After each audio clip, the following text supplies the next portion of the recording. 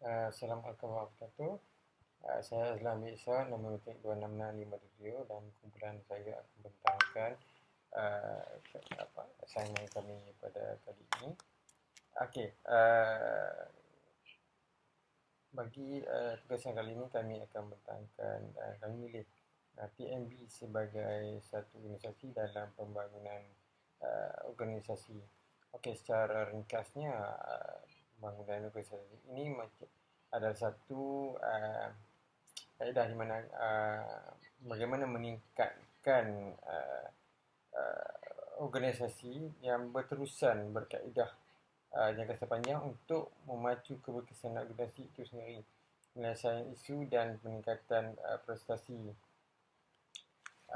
di mana proses berasaskan sains yang membantu organisasi dalam mewujudkan dan mempertingkatkan serta memperkukuhkan strategi struktur proses untuk meningkatkan keupayaan mereka untuk berubah dan mencapai keberkesanan yang lebih baik.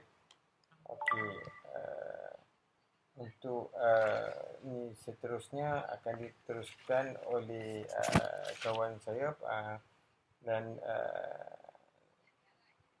Encik Badri, silakan. Assalamualaikum. Nama saya Muhammad Badri bin Habibullah. Nombor metrik 266041. Saya akan membentangkan tentang konsep pembangunan organisasi. Pembangunan organisasi ini ialah OD, ialah satu disiplin kajian, teori dan amalan yang mementingkan peningkatan pengetahuan dan keberkesanan orang ramai untuk mencapai transformasi dan prestasi organisasi yang lebih baik. OD ialah proses diagnostik, perancangan tindakan, pelaksanaan dan penilaian yang berterusan yang bertujuan untuk menghantar pengetahuan dan kemahiran kepada pihak syarikat. Yang kedua ialah pembangunan bakat di TNB Malaysia. TNB Malaysia ialah pembekal elektrik terbesar di Malaysia dan peneraju utiliti di Asia. Di mana dahulu syarikat TNB ini merupakan sektor awam, iaitu Lembaga Elektrik Malaysia, dan kemudian diswastakan menjadi TNB, Tenaga Nasional Berhad, dan mendapat pengurusan yang lebih baik selepas diswastakan. Kemudian analisis data kajian. Analisis ini pada penyelidik, apabila penyelidik mempunyai kisah untuk diceritakan atau masalah untuk diselesaikan, mereka sangat bergantung pada data. Itu sebab penerangan dari saya dan disambung oleh rakan saya selepas ini. Terima kasih. Selamat pagi dan salam sejahtera. Saya Kumaran Anak Lagi Ramasami, nombor metrik 265970. Tadi rakan saya telah membincangkan tentang konsep pembangunan organisasi. Jadi dalam ini saya pula akan bincangkan tentang intervensi isu-isu berkaitan.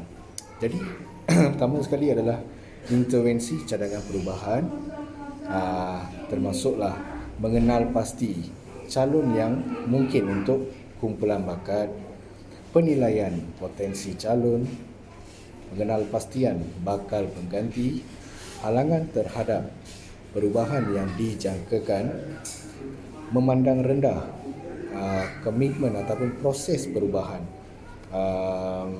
kurang kemahiran pengetahuan pengurusan perubahan, kurang accountability, sumber yang tidak mencukupi dan garis masa yang ketat, serta tindakan terhadap halangan perubahan.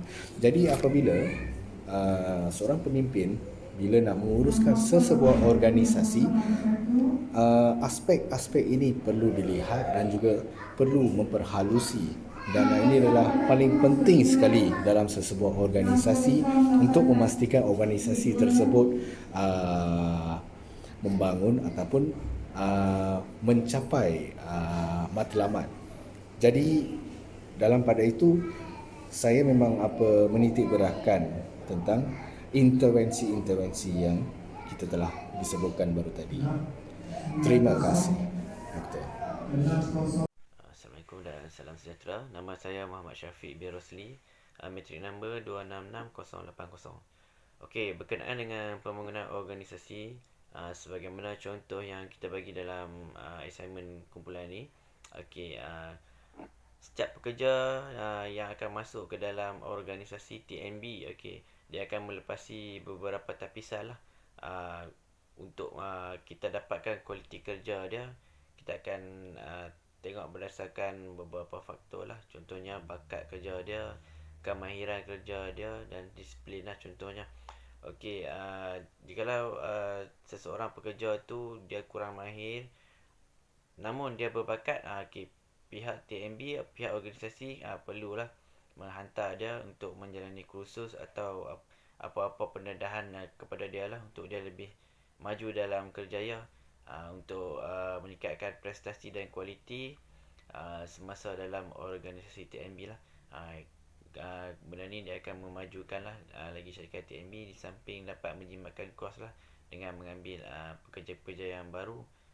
Dari segi pekerja-pekerja yang berpengalaman ni, dia akan wujudkan satu tim, mungkin team building, untuk melatih lah pekerja-pekerja bawahan yang baru ni, agar mereka dapat menjalankan tugas dengan lebih baik lah.